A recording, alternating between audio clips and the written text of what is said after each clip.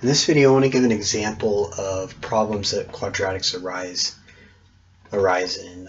Some problems are going to be the intersection of lines and circles, or the intersections of lines and ellipses, or really anything that has to do with conic sections, intersection of lines and parabolas, and quadratics are actually their shape is a parabola. But more on that later. For right now, I want to talk about how area and perimeter is related in a rectangle. So we know area is equal to x times y if the dimensions of that rectangle are x and y. And I know perimeter is equal to 2x plus 2y. So if I have a question that says the area of a rectangle is 12, or x times y is 12, and the perimeter is 14, or 2 times x plus y is 14, and the question is find the dimensions of this rectangle. So x plus y is equal to 7.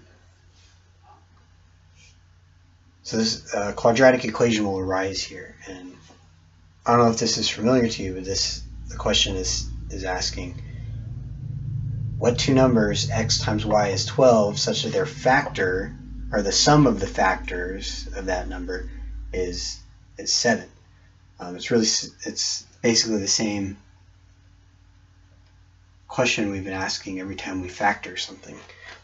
So we have y is equal to 7 minus x, where x times 7 minus x is 12. This gives us 7x minus x squared is 12, or x squared minus 7x plus 12 is equal to 0. So this is a quadratic equation that arises out of this problem. And how we solve it is we look at the first term, the coefficient of the first term and the last term. We multiply them, that's 12. And then we say what factors of 12 can be summed together to get negative 7? Well, it's negative 4 and negative 3. So then we have x. Well, if we were splitting the middle term, I would say x minus 4x minus 3x plus 12. But I also know I can just factor it like this. I can say that's x plus 4 times x plus 3. I'm sorry, minus 4 minus 3. That's x minus 4 times x minus 3. And this gives me two answers here. I can either have x is equal to 4 or x is equal to 3. And if x is equal to 4, then y is going to be equal to 3. And if x is equal to 3, y is going to be equal to 4. So it's just, the two answers are kind of the same. It just depends on the orientation of the rectangle. It gives the same dimensions, is what I'm saying. So we can actually generalize this problem. So I could generalize it from this. So if I have the area is equal to xy and the perimeter is equal to 2x plus 2y, well, I can solve for y. That's going to be the perimeter divided by 2 minus x. And then I can substitute that into the area. And I have the area is equal to x times the perimeter divided by 2 minus x, which gives me the perimeter divided by 2x minus x squared is equal to the area. Or if I move everything to that side of the equation, I'll have x squared minus the perimeter divided by 2 times x plus the area is equal to 0.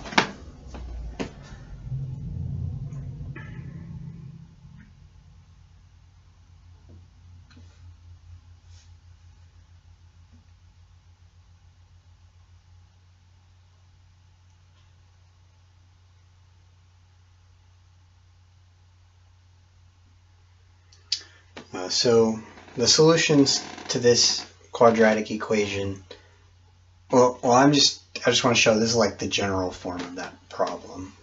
I don't know if there's much more I can say about it. You can rewrite it in this form as well.